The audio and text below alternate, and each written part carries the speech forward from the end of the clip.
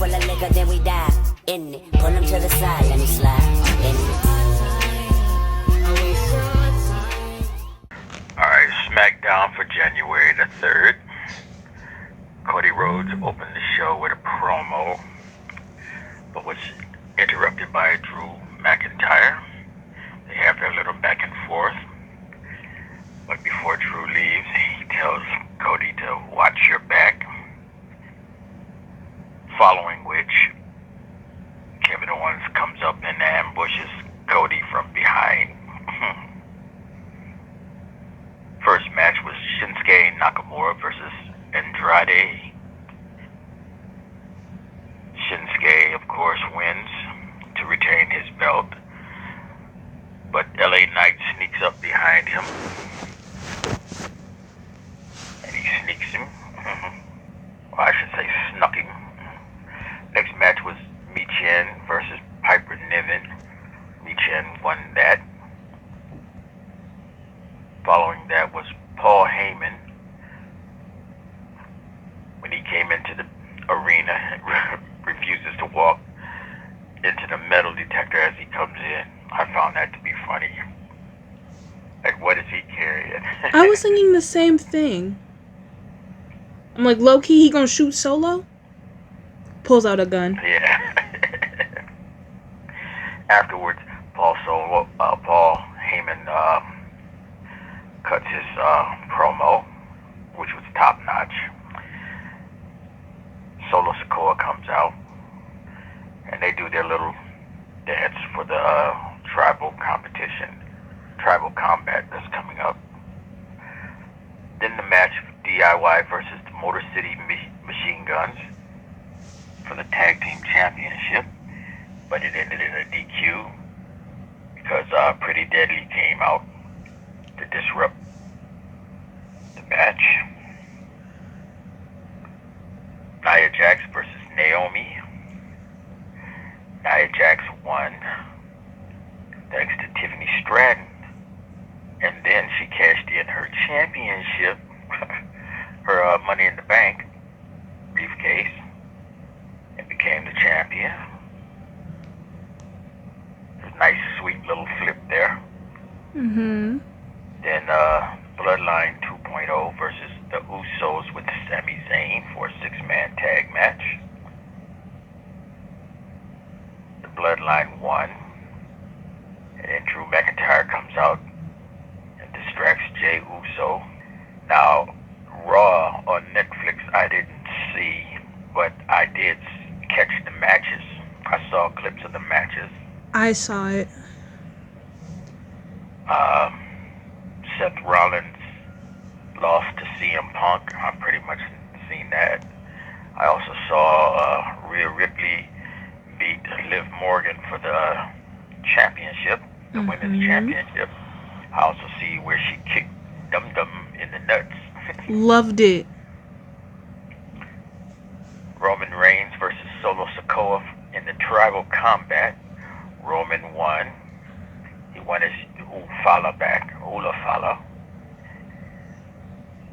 And all the cameos of everyone during the match. Both Bloodlines and Cody Rhodes and Kevin Owens. And I also saw Drew McIntyre versus Jey Uso. And Jey Uso won that match with the fake out. He had me with that one because I was so scared Jay was gonna lose. Because I'm like, let everybody else win but Jay. I will be so mad. But Go ahead. with the rest of the show, The Undertaker came out on his badass persona, the one where he used to ride a motorcycle. Oh yeah. He rode out and helped Rhea Ripley, and like they threw up the ones or whatever. I don't know what that exact thing is called that he did. Other than that, several people from TV were at the show.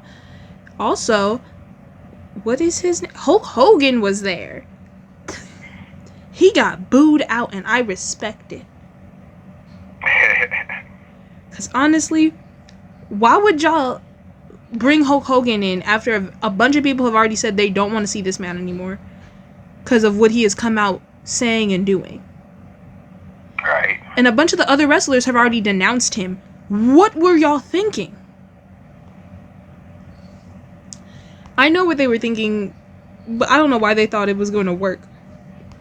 No one cares about, like, the nostalgia of Hulk Hogan, for real. Well, actually, they did until he showed his true colors, I guess you want to say. I mean, also, a lot of people think people hate him because he's a Republican. I say that's partly half, but also, you're a raging racist. I don't think it's that because the Undertaker's Republican, but he carries himself respectably. So. Yeah, but the Undertaker hasn't gone any racist rants. That's what I'm saying. He carries himself respectably. He doesn't, like you said, he doesn't do all that crazy shit. But see, Hogan, he got busted with that tape, and then recently he snubbed or did something with a black influencer. She wasn't an influencer. He hired her to do the campaign for his new beer brand, and then he said he didn't want her because she was an N-word. Well, that's what I was going for. But anyway, that was more recent. A lot of people don't speak on that, but that was the most recent thing that happened. And all that shit add up. Plus, he's become known as a habitual liar. There's millions of clips on YouTube and Facebook about his lies and how they were disproven. I guess that's the word. It was proven to be wrong. I don't even think I was a Hulk Hogan fan. I think I liked the dude who had the hat. He kind of reminds me of LA Knight. He had the tassels on his jacket. He was a cowboy, I think. Oh, you talking about Macho Man? Yeah, I liked Macho Man growing up. Randy Savage? Mm-hmm. Yeah, he was a nut, but he was more entertaining than Hogan, yeah. Because he had the unpredictability thing going for him. He was crazy. Roman winning back his Ulufala has so many questions of what's happening next, because we all know Solo's not about to just give up like this. Also, yeah, they need to step up the storyline now.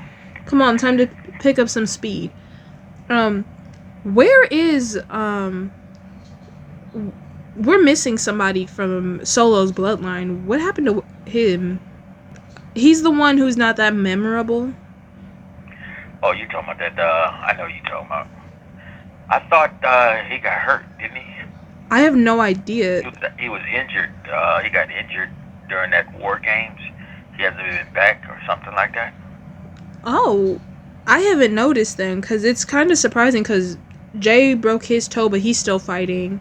And apparently Jacob Fatu also broke something, but he's still out here. So I'm like, when you disappear, it's hard for me to realize if you got hurt or not, because so many wrestlers are fighting even while being hurt. Right. Even though I don't recommend they do that. Then sometimes it just be a out and out lie just so they can take a break. That's true. Like how Roman just be disappearing for a year to just go be with his kids. Respect. With Rhea Ripley winning back her title, one, I need her and Jay to bring back their storyline even for a little bit. Because with the Dominic Mysterio trying to flip-flop, I need them to do even a small promo on either Monday or Friday night where it's oh, I saw I saw him trying to come back to you, and then she's like, it's no problem. I need something like that so we know the storyline is still here, you know? But, because the Bloodline is already, not the Bloodline, gosh damn it, who are those people? Judgment Day? Yeah. Judgment Day is obviously breaking up very soon, so I can see why they just had her lose her title, because they're about to do their whole breakup thing. Because they did the same thing when Rhea lost her title. Some of these things are getting played out, but what do you think about half of the wrestlers being kind of snubbed being on Friday nights now? snubbed? Because SmackDown isn't as good as Raw, and since so many people who were good are moved to Netflix, SmackDown is going to become a bit of like an afterthought. Well, SmackDown always been the secondary show. Once The Rock left, because it used to be The Rock's show. That's where, in fact, the name SmackDown came from, because that's what he used to say, laying the SmackDown. So it's always been a secondary show until they started doing this Bloodline storyline, and then it took over and became the head show, and now it's back to where it is, the secondary show. But it's all about the writing, depending on what they're going to do for their little soap operas, the backstage soap operas. That's true, They sprinkle in between the matches. because if there's no big stories, no one's going to really tune in for that. I know people are going to tune in for the fighting, but It's the soap opera. a lot of people have gotten into it for the soap opera, yeah. But I say we can build some stuff up. Like, why don't they just turn the Street Profits into bad guys? I feel like it would be a really good storyline if they just started crashing out on everybody just like the New Day is. I feel like that would work very well, especially since Montez and Ford are a little bit more funny than the New Day are. You mean Montez and I forget the other guy. I just said His name Dawkins. is Montez. No, his name is Montez Ford. Yeah, Montez and Angelo Dawkins. Angelo, yeah. You said Montez and Ford. I thought I said Montez and Dawkins. Oh well.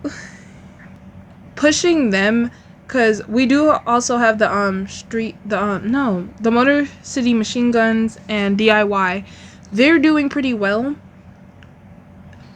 But like, I feel like if it was more everybody's just turned evil on that side, I feel like it would boost a little more, you know? But like, also Cody Rhodes he'll switch from either SmackDown or Raw depending. And for me, Cody is not one of the most interesting people. Yeah, he is kind of bland. That's because they have him as Wonder Boy. The Wonder Boy persona can only take you so far. And it took him far with Roman. Ain't doing nothing else here. Do you have a wrestler of the week? Yes. I think he'll be on coming up soon. Pentagon Zero. Who the? Zero Mero. Who is that? Pentagon. You'll see. Okay. In fact, I will send you some of his matches right after we finish this, so you can get a taste. Okay. I'm gonna show you when he had an evil side and he was a bad guy, and then he became an evil guy. They call them rudos in Mexico. That's what they call heels. He was a super rudo. He used to break people's arms. He collect bones. Just a dude carrying on a bag of bones. I'm quite sure they're not gonna let him do that in the WWE, but Didn't they used to have the one guy who ate worms? Lucha Underground and all of them. Oh, he was that was my boy. They had the one dude who was eating worms. Yeah, but he ain't there now, is he? Actually, they still bring him out depending. I think he's more of a trainer now, for real. Because he is in his, like, 50s. Kind of like Truth. Oh! Okay. Time for me to talk about stuff that is online that I know you haven't seen, but are hilarious. I was scrolling on TikTok, and R-Truth was on live, and he just kept making fun of Pete Dunne. I can find a clip. If I find a clip, I'm gonna send it to you. I've seen it. Where Butch, please, and all that. I also just sent you that full interview of him with Chris Van Vliet. Oh, yeah, I like his interviews. His interviews are very good. Well, I sent it to you on YouTube. It's in your watch later. Okay, I'll check that out.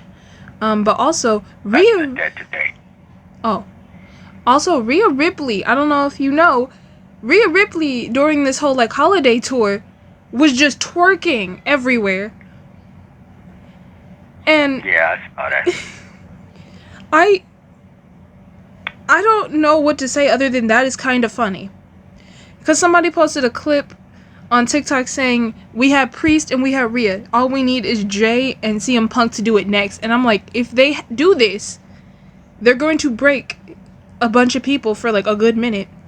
Because that's going to be so funny. Because